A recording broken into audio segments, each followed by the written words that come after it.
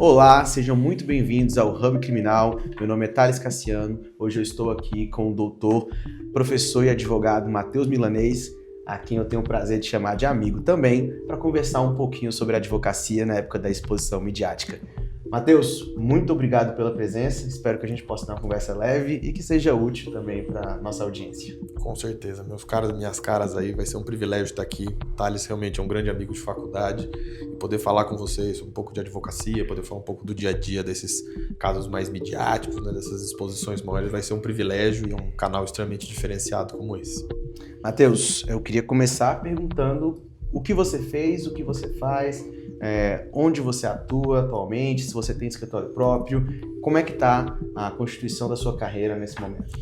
Olha, atualmente eu tenho escritório próprio, eu abri o escritório há um bom tempo já, uns 2 aninhos aí por aí que o escritório está rodando bem. Além disso, sou professor voluntário na Universidade de Brasília, ao mesmo tempo em que eu sou também coordenador adjunto do Instituto Brasileiro de Ciências Criminais aqui no DF, e ao mesmo tempo sou presidente da Comissão de Direito Militar, já estou no 2º triênio aí na atual gestão da OAB. Matheus, eu queria conversar um pouquinho contigo, como é que foi a escolha da carreira de advogado criminalista? A gente viveu um momento muito privilegiado, a gente ainda estava na faculdade, a Lava Jato começou em 2014, o auge dela foi em 2016, então a gente viveu tudo isso num ponto focal muito interessante, que era Brasília, Lava Jato no Supremo Tribunal Federal, e de que forma que isso contribuiu para a sua escolha de carreira, se contribuiu, como isso foi? Olha, é muito curiosa essa pergunta, porque as pessoas falam muito da UNB, né? E por ter feito o UNB, eu tive a possibilidade de ter contato com a minha professora e atual orientadora, que é a professora Beatriz Vargas, e ali nas aulas dela, no que a gente ia trabalhando, eu fui me interessando pela área, fui me interessando pelas discussões. Que é isso, no direito penal, como o Thales muito bem sabe, é uma das áreas mais fustigadas e atacadas dentro do direito, né? Seja porque muitas vezes existe a confusão do cliente com o advogado, ou que a gente teoricamente defenderia bandido. Então, uma situação que eu olhava e via e falava, pô, tem muito campo de trabalho e de pesquisa também. A gente conseguiria desenvolver muitos assuntos ali que está sempre em mudança, né? Porque a persecução penal, a questão de inquérito, sempre está em constante alteração. Eu tive a possibilidade de falar no CNPCP, que é o Conselho Nacional de Políticas Criminais e Penitenciárias, que teve na época da UNB uma audiência pública, e de lá o meu interesse surgiu, cheguei a estagiar no CNJ um tempo, aí rodei alguns outros escritórios, mas eu fui vendo que o direito penal era algo que me interessava. Não que as outras advocacias, outras áreas não tenham, mas o direito penal ele tem um quesinho assim de, não só de justiça social, mas de você poder abraçar aquele que precisa ser abraçado, dar voz àqueles que as pessoas não querem ouvir. E muitas vezes, nesses casos mais midiáticos, que as pessoas na verdade querem que pegue fogo, as pessoas têm desejos horríveis com o nosso cliente. E na verdade a gente precisa contar a versão do fato deles, a gente precisa contar a história deles e garantir que o processo seja adequado e de acordo. Então, a escolha da advocacia criminal veio nesse sentido de ter uma advocacia aguerrida para a defesa das pessoas, né? Porque o direito penal, antes de tudo, e a advocacia criminal nada mais é do que a defesa dos direitos das pessoas. E com relação aos processos, nessa questão de vivenciar a Lava Jato, né? A gente pôde ver a Lava Jato nascer, se desenvolver e, de certa forma, morrer. A gente viu morrer. Deixou de ser uma instituição com orçamento próprio e o Ministério Público Federal reduziu a operação ao que todo processo tem que ser. Um número distribuído para determinada procuradoria e etc. Então, sim, a gente viu a morrer. Foi muito engraçado isso, né? A gente viu a gênese, a ascensão, que se tornou e o que ficou, né? Então, assim, ver o processo que antigamente, a meu ver, como a gente analisava, como a gente via até em sala de aula e na mídia, na época, era uma coisa muito fechada em si, né? Então a audiência era ali nas 4 paredes, quando saía uma sentença você via sair nos jornais. Quando tinha audiência, você via uma cobertura da audiência, mas não da audiência em si. A gente via as pessoas entrando, a gente via as pessoas saindo, e era isso que tinha na televisão. Hoje em dia não, hoje em dia, mais recentemente, né, principalmente pela Lava Jato, a gente teve a divulgação das audiências, a divulgação dos vídeos, dos áudios. Então houve não sei se um escancaramento assim, do que seria a audiência, mas você abriu as portas do que seria a instrução para o público como um todo. Agora que a gente fez o meia-culpa da advocacia, é hora de falar dos outros atores do processo, né? A gente percebeu que havia mandado de busca e apreensão às 5h30 da manhã, em que a vaga da frente do prédio do réu já estava reservada para a imprensa, né? De que forma que você acha que o judiciário permitiu que a polícia transformasse a operação num espetáculo em si, um abuso excessivo mesmo para ser redundante, de prisões cautelares, e de que forma que o judiciário também fez a sua pontinha ali de vou fazer parte desse espetáculo, também vou ter uma sala de imprensa. E eu queria que você contasse a história da 10ª Vara Federal, que eu acho que... Bem emblemático. Bem emblemático. Eu acho engraçado, até porque se a gente for ver, teve uma reação até do próprio Legislativo com a Lei de Abuso de Autoridade, né? De fato. Que vetou essa questão da espetacularização de conferências, em chamadas públicas de imprensa, se colocar todos os veículos de comunicação para as autoridades policial, até mesmo para o Ministério Público poder falar sobre o específico caso, né? Essa alteração, né, essa mudança que a gente vê do papel dos personagens, né? Porque, em tese, o processo ele é sigiloso dentro da necessidade do sigilo dele, né? Então, operações policiais e inquéritos deveriam ser sigilosas até para preservação do princípio da inocência. Porque o sujeito está sendo investigado, ele já não é culpado, ele já não é condenado. São indícios e elementos mínimos ali que levam a crer para uma busca e apreensão. Só uma parte nesse ponto, Claro. porque esse ponto é muito importante. Tudo que está sendo dito no inquérito é muito incipiente, né? Então é muito fácil, inclusive, ser agressivo com políticos, com agentes públicos. Não, porque a Polícia Federal disse isso. A Polícia Federal disse, dentro de uma investigação que é incipiente e que, pela melhor técnica processual penal, deveria não buscar a prova máxima, mas um indício mínimo para a deflagração de uma operação, de uma ação penal, e na verdade se transforma em um monstro que cada cabeça que se corta nasce-se 2 novas vertentes de investigação e elas se tornam quase instituições definitivas, né? Então Sim. a Copa do Mundo é investigada por tal operação, que ela é eterna, né? Enquanto alguém estiver falando, o processo continua. E aí eu tô fazendo essa parte só para a gente contribuir com essa ideia do o inquérito, o que se diz ali é muito incipiente, ou deveria ser incipiente. E quando a gente publiciza isso, a imprensa pode dizer, eu tenho fonte, eu li esta hipótese num relatório ou no auto circunstanciado da Polícia Federal. Então, coloca todo e qualquer investigado na parede e fala, mas a Polícia Federal disse. É engraçado isso que você está dizendo, porque se parte do princípio não que a Polícia Federal falseie, nem que a Polícia Federal fabrique provas. Não né? disse isso que eu tô isso, querendo hein? dizer. Não, pode ficar bem claro aqui. Mas é mais no sentido de assim, a polícia ela é levantadora de informações, nada mais do que isso. Então a polícia ela vai atrás de versões, ela vai atrás de informações, de documentos que consigam alicerçar para que o Ministério Público ou o parquê, para a gente colocar federal, estadual, tudo mesmo saco aqui, que ele consiga formar opinião delicti, até para saber se há algum delito ou não. Então, assim, o que muito se vê, e você tem muita razão no que você fala, é isso, assim, a espetacularização dessas investigações. Então, se parte do pressuposto que é verdade, porque muitas vezes as versões apresentadas à polícia pelos investigados podem não ser verdadeiras. Às vezes alguma testemunha pode ter uma rixa pessoal com alguém que tá querendo prejudicar a imagem daquele sujeito. O caso que eu sempre volto, a gente nunca pode esquecer, toda vez que sofre alguma investigação, o que acontece em uma investigação, é o caso da Escola Base de São Paulo. Aquele caso notório, onde se apurava para que supostamente uma professora e o diretor da escola teriam abusado sexualmente de crianças, por conta de manchas que teriam aparecido na perna. O colégio foi apedrejado, o colégio faliu, o carro da professora foi ateado fogo, porque, imagina, estuprar crianças pequenas de 2 anos era um absurdo. Só que com o rolar da investigação se descobriu que, na verdade, as crianças estavam com alergia a um vírus ou uma bactéria, não me recordo agora, que tem nas fezes dos gatos que faziam as suas necessidades na areia do parquinho. Ou seja, não tinha culpa nenhuma. As pessoas não tinham culpa de absolutamente nada. Foi uma reação alérgica a uma doença. Só que o colégio faliu, o dono do colégio nunca mais conseguiu abrir um colégio e a professora nunca mais conseguiu emprego em lugar nenhum por causa disso. Então você vê, não teve culpa nenhuma. O professor Auri gosta muito de citar as mazelas do processo penal, justamente nesse ponto de que, para punir, a gente já vai punindo. Então, quanto mais se sabe desse processo de descobrir se é necessário punir, porque na fase de investigação a gente não descobriu nem ainda se a gente quer punir. Muito menos se precisa. Muito menos se precisa. Sim.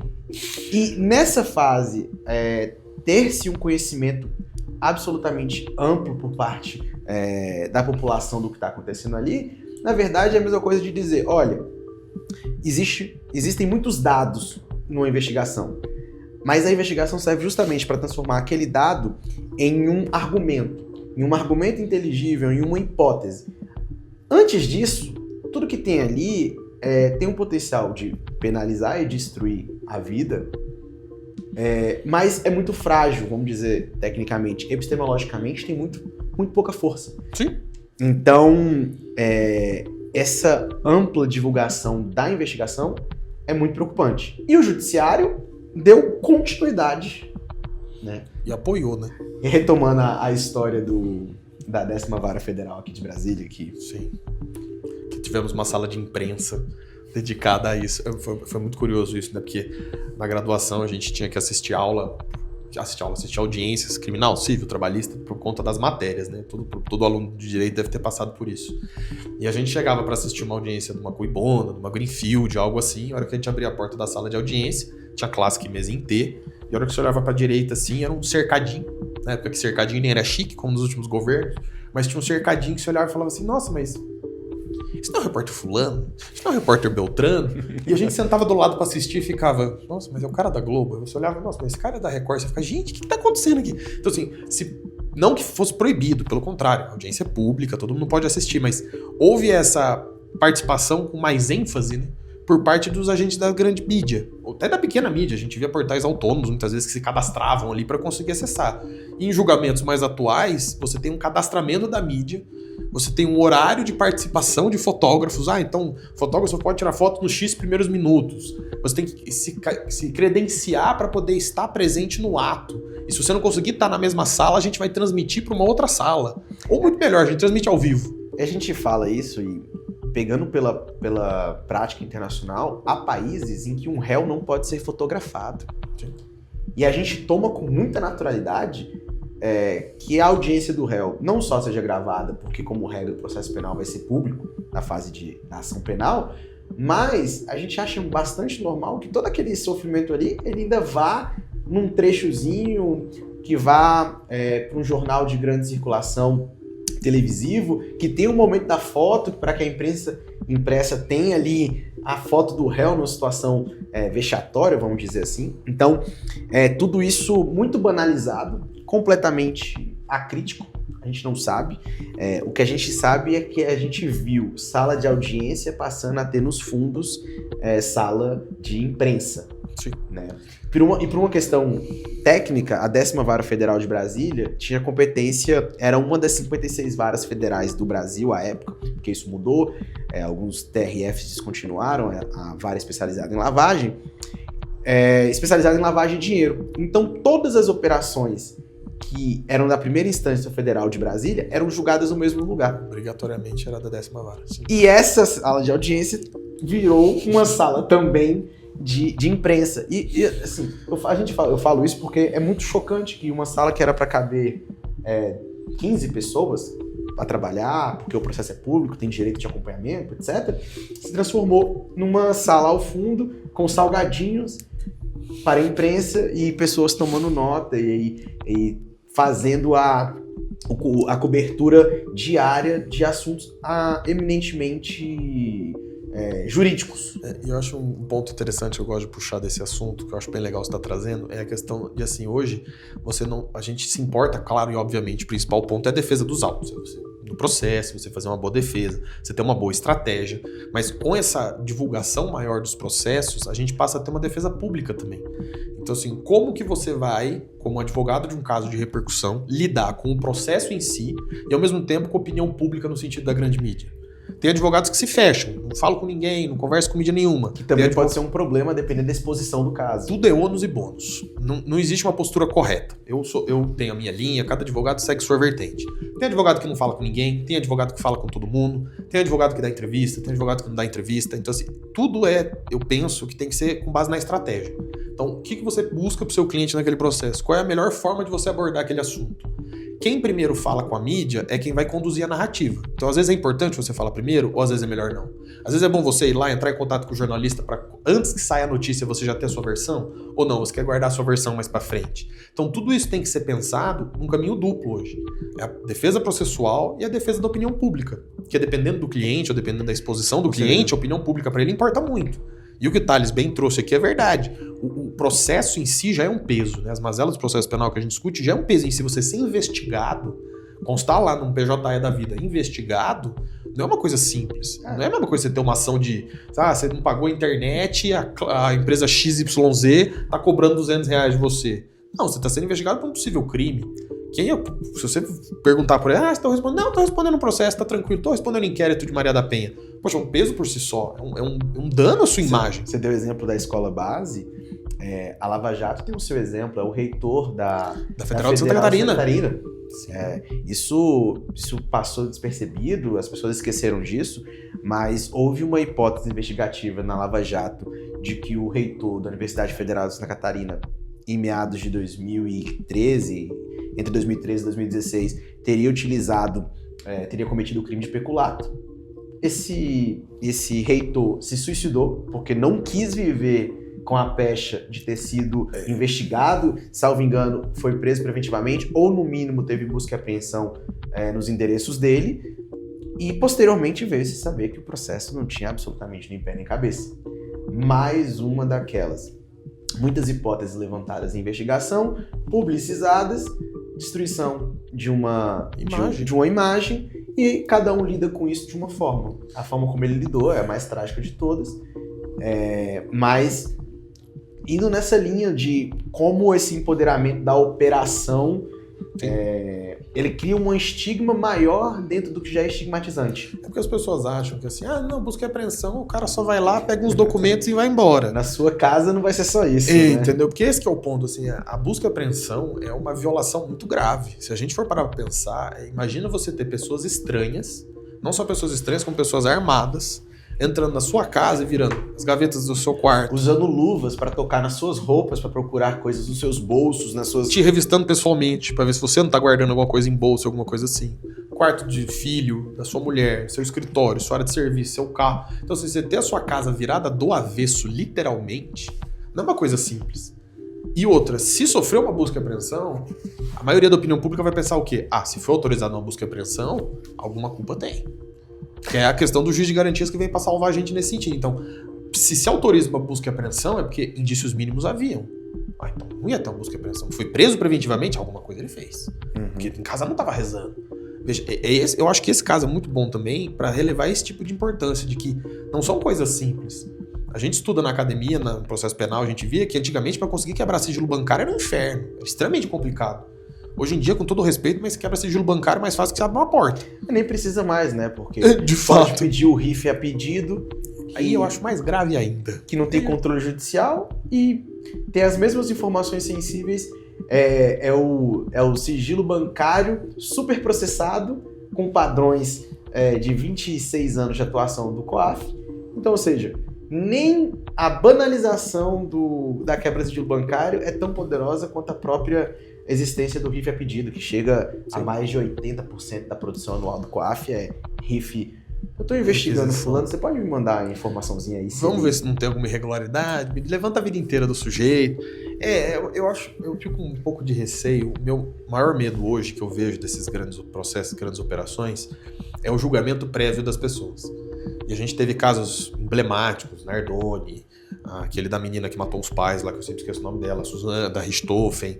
Então, assim, são processos, claro que o homicídio é uma coisa mais visceral, né? As pessoas têm mais raiva, as pessoas pegam mais assim. São processos com uma carga moral mais forte, porque envolve a morte de alguém. Mas eu digo no sentido de, assim, você vê que as provas, e aqui em 1000 aspas, porque as provas são selecionadas, que são publicizadas, são no sentido de já formar um juízo de condenação, uma convicção de condenação da pessoa. E às vezes as teses de defesa não têm o mesmo holofote do que as de acusação. Então, muitas vezes, o que eu vejo, não sei se as pessoas têm essa percepção, ou se até mesmo você tem, Thales, de que assim, o que a grande imprensa às vezes busca é uma confirmação de um juízo de condenação. Ou uma confirmação, por exemplo, da versão da polícia. O que hoje a gente tem visto, de certa forma, que é, por exemplo, o Ministério Público fazendo a opinião dele com base em informes de polícia judiciária. Então, pera lá, Ministério Público, você teve acesso à prova? Não, a prova eu não tive acesso, mas eu tive acesso ao relatório da polícia. Exatamente. É autopoético, né? Porque eu denuncio porque a polícia disse, e a polícia disse porque se convenceu de dizer. Aí vira aquela rodinha. O delegado indicia porque é o padrão indiciar. Se o delegado indiciou, o Ministério Público denuncia. Aí o juiz fala, se o Ministério Público denunciou é porque tem indício para ação penal. Aí abre ação penal. O Ministério Público pediu para condenar, então se condena. Então vira uma coisa do, mas e se, e se? E a gente acaba perdendo a essência. Até eu particularmente gosto muito da fase de inquérito. Eu acho ela muito importante. Porque a fase de inquérito é levantamento de informações. É você poder esclarecer, você poder clarificar alguns pontos, até evitar uma ação penal desnecessária. Porque eu acho que não tem nada mais grave do que você dar ensejo, né, abertura a uma ação penal. O sujeito responde a uma instrução, que as pessoas acham que a instrução é tranquilo. Não, você rola uma testemunha ali. Vai lá, fala na frente do juiz, é tranquilo. O promotor ou a promotora é uma figura vai ser super pacífica com você, te tratar com muita calma e tranquilidade. As pessoas têm uma falsa sensação de que o julgamento não, mas ele vai explicar o que aconteceu e quem não deve, não teme. Eu acho que essa questão do RIF até traz isso. Assim, não é quem não deve, não teme. Você ter a sua vida pessoal devassada é muito complicado. Você ter tudo que você tem de mais íntimo e segredo pessoal exposto e colocado ao vento, porque é isso, né? Em tese ficaria só no processo, mas se o processo é publicizado, ou se, tá tendo os vazamentos seletivos de determinado processo, então se tira o sigilo de tudo. Não é, com todo o respeito, mas não é a forma adequada. O sigilo tem que ser preservado, você tem que se garantir que as informações pessoais dos indivíduos investigados não sejam postos à opinião pública dessa forma. E tudo isso que a gente está falando, a gente está focando bastante na parte da divulgação, porque isso virou uma estratégia de lawfare. Sim, com certeza. Ou seja, o Estado move as suas instituições para mover 5, 6, 7, 8 investigações contra alguém. Isso gera uma percepção pública que aquela pessoa com certeza fez alguma coisa errada, porque ninguém pode ser inocente em 7 processos, né? E é possível ser inocente em 7 processos, e essas grandes operações chegaram nesses pontos várias vezes, né? Então, pessoas que tiveram muitos problemas com vários inquéritos policiais, posso lembrar aqui, por exemplo, do jornalista Mário Rosa, que teve vários inquéritos contra si, todos absolutamente arquivados. Então a gente chega no momento que isso vira parte de uma estrutura de lawfare, porque as instituições gozam de prestígio, então o que elas produzem é divulgado porque é uma fonte idônea, e a gente não pode culpar o jornalismo por divulgar fontes idôneas. Sim. E isso fica dentro de uma estratégia maior de lawfare. E o que mais está me chamando a atenção agora é que essa estratégia de lawfare, ela está chegando a tocar a pessoa do advogado. Ou seja, a forma como foi colocada determinada situação numa audiência. E várias pessoas que não sabem por que aquilo aconteceu, em qual contexto que aquilo aconteceu, estão julgando, criticando e expondo a figura do advogado, né? Então a gente tem hoje uma segunda camada. Temos a imprensa séria, que utiliza dessas informações de instituições que são idôneas, e depois a gente tem a rede social funcionando como um incêndio daquela faísca da notícia idônea. Então, a pessoa do advogado fica completamente no foco do que está acontecendo nos processos. E o que eu me preocupo em relação a isso é que talvez em algum momento haverá receio por parte de quem tem que tomar uma decisão de fazer determinado questionamento, atravessar determinada petição, porque sabe que aquilo pode ser mal compreendido, não da perspectiva processual, mas da perspectiva pública. Da opinião pública, sim.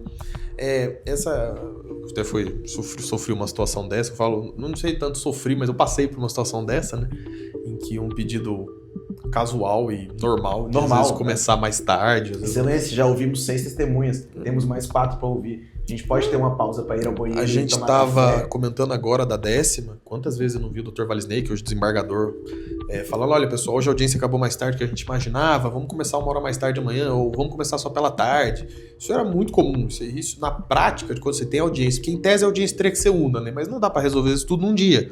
Então você fica para 2, 3 dias, e para não ficar esse aperto muitas vezes, se pede uma dilação, às vezes advogados que vêm de fora e tudo. Então assim, é exatamente isso que você está falando, coisas que são da prática, comum, do cotidiano, são escancaradas. Esse exemplo que você deu é muito bom. cansei de visualizar situações com o advogado que tem um voo, vai à tribuna e fala, senhor presidente, senhora presidente, eu tenho um voo, eu posso falar primeiro em detrimento dos colegas. Uma sustentação oral, perfeito. Sustentação oral. E não tem previsão legal para isso. É uma cortesia. E é uma cortesia, e do mesmo jeito que a gente sabe que os juízes precisam se ausentar para bancas de monografia, bancas de mestrado, bancas de doutorado, seus compromissos em órgãos de controle administrativo, para receber o selo diamante. Então, eles precisam também de outros compromissos. Os advogados sempre se utilizaram dessa cortesia, né? E o máximo que vai acontecer é o presidente de uma sessão falar algum advogado se opõe, porque não tem previsão legal de que esse advogado passe na frente porque tem um voo, e todo mundo fala. Eu me recordo de uma vez, teve um caso aqui em Brasília muito curioso, uma audiência de instrução criminal, em que se terminou de ouvir as testemunhas de acusação e estava, acho que, no meio das de defesa. E o magistrado tinha uma apresentação de teatro da filha no colégio. Aí ele pediu para parar a gravação e falou, senhores, a gente pode adiar para amanhã para continuar o oitivo das outras testemunhas de defesa e do réu, porque eu preciso. Eu gostaria muito de ver a apresentação da minha filha, acho que era uma criança, alguma coisa assim. Então veja, qual o problema, entendeu? Nenhum, assim, ele falou, tudo bem, todo mundo concordou, continuou no outro dia e foi resolvido da mesma forma. Se veio de outro estado, ele fala, excelência, eu tenho um problema porque eu tenho um voo. Eu vou ter que voltar, não vou ter como ficar, e a gente... Mas é isso, assim, tudo é conversado e acertado.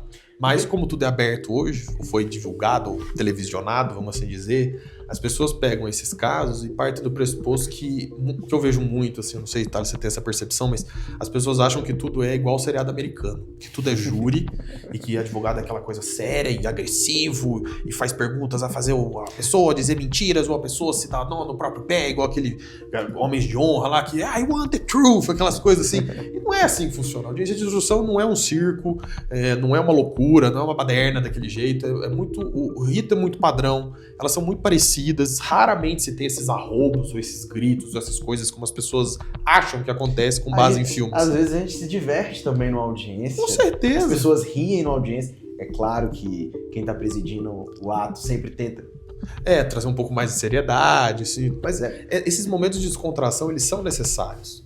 Porque você ter muita seriedade, muita coisa muito tensa e muito densa sendo discutida, é cansativo para todos, seja emocionalmente como seja psicologicamente também.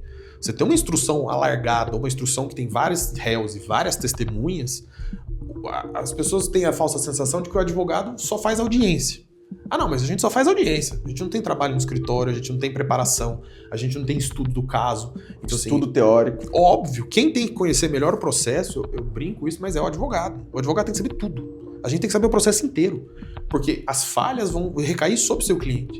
Então, se alguma coisa der errado, o prejudicado é sempre o cliente. Então, eu tava brincando esses dias, mas eu participei de uma outra entrevista num outro canal, em que as pessoas estavam falando assim, até o doutor Gabriel Benfica falou, eu nunca vi interrogatório ser usado para absolver. Eu sempre vejo interrogatório ser usado para condenar. Porque o juiz fundamenta a condenação e fala, e também no seu interrogatório. Agora, para absolver, o interrogatório não vale nada. Não vale nada. Ele é sempre descartado e fala, não, é falta de provas, é falta de comprovação. Então, é complicado você ver que até no momento de autodefesa é usado um prejuízo para ele. Você compreende? Assim, a gente na verdade tem um fetiche com a prova oral e com o fato de que a defesa direta, e eu vou falar bem a verdade, a complexização dos processos faz com que a análise de dados hoje seja muito mais importante do que a própria defesa direta. Sim. É claro que eu entendo o que quer se dizer na perspectiva técnica, aquele é o momento mais importante do processo, porque é o momento que o réu tem o direito de se defender. Quem está dizendo isso está partindo do pressuposto que a fase de falar é simples. E falar não é simples para todo mundo. Então, você pode ter clientes que são super articulados escrevendo, te trazendo documentos para comprovar a sua tese defensiva, e que são péssimos da perspectiva de falar na frente de um juiz. Se sentem acuados. Isso é muito comum. Uma vez eu estava conversando com uma pessoa que tinha 20 anos de experiência como técnico judiciário e trabalhava em apoio a uma vara federal. E um advogado sumiu com os autos e iniciou-se uma investigação de apropriação dos autos e etc. E ele, como servidor público, foi arrolado pelo Ministério Público Federal como testemunha. E aí ele disse na frente do juiz, olha, tem 20 anos que eu estou nessa vara todos os dias. Eu sempre achei que era simples entrar aqui na frente do capa preta, falar o que tinha que falar e sair. Eu tenho 20 anos, eu sou testemunha e eu estou muito nervoso. E eu frequento a casa de Vossa Excelência. Ou seja, ele tem uma relação pessoal com o juiz que está responsável pelo caso, tem 20 anos naquele ambiente, já viu aquilo acontecer milhares de vezes e ele fica nervoso na posição de testemunha. Sim. Então, o rito, ele é construído de uma forma para que você veja de onde é que emana o poder. Sim. Você entra numa sala que tem alguém que está sentado acima dos outros e na nossa etnografia ainda tem alguém do lado direito dele que está tem lá. Tem o ouvido dele ali, né? Olha, esse daí é culpado. Eu lembro de um grande advogado uma vez, que até do mensalão, que ele tava no julgamento lá e tudo, e o cliente perguntou pra ele, falou assim, mas o procurador-geral também vota? Porque tava sentado na mesa com os ministros. Então, assim, essa própria geografia, né, da mesa, da colocação dos personagens, personagens aqui que eu digo dos atores processuais, tá? Não tô falando personagem caricato, nem nada nesse sentido, por favor. Não, é isso, tem essa questão do... Tudo é construído, todo o rito, ele é construído para aquele ato ser muito sério. E a gente tá ali hierarquizando vários problemas, né? A gente está hierarquizando vários problemas, várias coisas que podem acontecer ao longo de uma audiência. E agora a gente passa a ter uma outra preocupação. É que um pedido próprio, colocado da maneira adequada, juridicamente fundamentado, pode ser ironizado no ambiente público, destruindo não a imagem do réu mais, mas destruindo a imagem de quem está em favor do réu. É o último grau, na minha visão, é a última camada do lawfare. É o Estado produzir informação se autocitando. Então o Ministério Público disse que tem um relatório que diz que fulano estava lá. E o relatório não aponta de onde ele tirou a informação de que fulano estava lá. Mas a partir desse momento a gente tem uma informação idônea que serve a ser divulgada pela imprensa profissional e que depois que é publicizado é feito qualquer uso dessa informação no ambiente público. Em relação ao processo em si já é muito negativo. Em relação a quem tem como profissão advogar para essas pessoas, é ainda mais grave. Eu penso muito nessa questão de se os profissionais do direito não se sentem acuados muitas vezes, né? Porque isso, assim, hoje o brasileiro vive a memificação, né? Todo mundo tem medo de virar meme ou alguma coisa nesse sentido. Ou sonha em virar meme também. Tem gente que quer virar subcelebridade dessa forma, né? Mas veja, até que ponto a gente tem que pensar no cliente, na defesa dos direitos do cliente e esse risco para o advogado ser espetacularizado, né? Porque você está sendo contratado, pelo menos eu sempre parto do pressuposto que eu sou contratado para advogar e lutar pelo melhor interesse do cliente. Então, não necessariamente pode ser, às vezes, uma linha de defesa muito boa, mas para o resultado para o cliente pode ser melhor. Ou dessa forma de atuação pode ser que dê bons resultados para o cliente, seja numa perspectiva de grande mídia, seja numa perspectiva processual. Então, a gente tem esse alargamento do campo da defesa que vai além só dos livros e das provas. As pessoas chamam a testemunha, né, de a rainha das provas, aquela coisa, porque a gente vem de um processo penal em 1940, 1940 e poucos, onde não existia computador, não existia gravação, não existia nada.